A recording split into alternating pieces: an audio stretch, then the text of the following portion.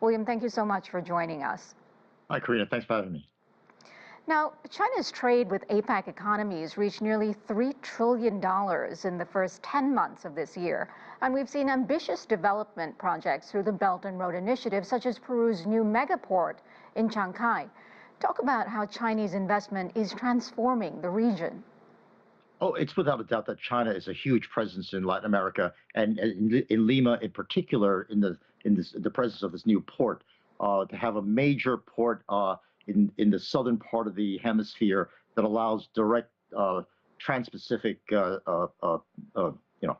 delivery of goods and services, that's really going to be critical for developing that whole region and really strengthening China's ties to that region. The port is obviously a big boon and will help accelerate trade. But how important is input from the private sector in fostering economic growth in Peru in particular? Should they be working more closely with the public sector on these issues? Private-public partnerships are absolutely key to the future of Latin America.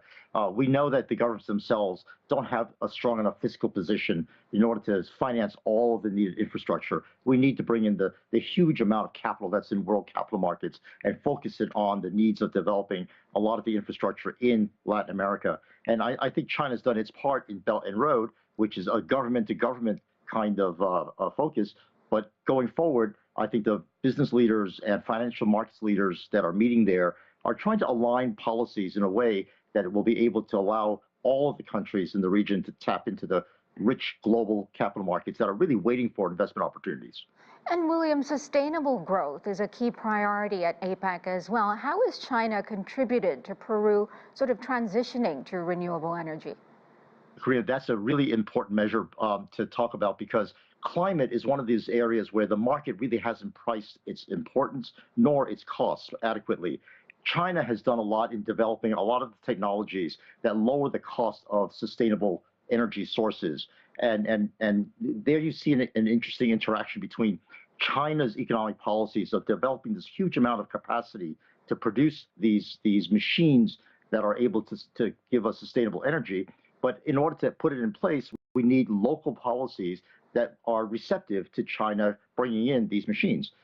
China has excess capacity at home. It really can't use all of that stuff in China, and it makes sense to export it. But now are the countries willing to import a lot of this technology? And that's what these meetings are all about, to align China's public policies with the public-private partnerships that are developing in Latin America. Let's bring the U.S. into the mix here. Historically, Latin America has been more aligned with the U.S. in terms of trade.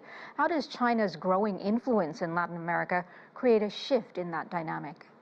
This shows you that trade is a win-win for everyone. I think the U.S. presence is still there. And I think the historic ties to North America, especially exporting to the very huge, rich,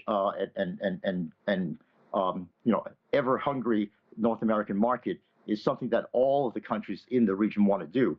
And in order to do that, they need the infrastructure. They need the policies aligned in a way that is compatible with trade, both with China and with the United States. That's where I think overshadowing a lot of the talks is how the changed U.S. administration might influence these new trade policies, and what kind of trade policies will be put in place in the future under a Trump administration, and how it differs from the Biden administration. And in a prepared speech delivered Friday, President Xi warned about growing unilateralism and protectionism and cautioned that fragmentation of the world economy is on the rise. What do you think is driving that trend? And should we be worried about the global economy? Because overall, global trade is at an historic peak at the moment, according to some reports.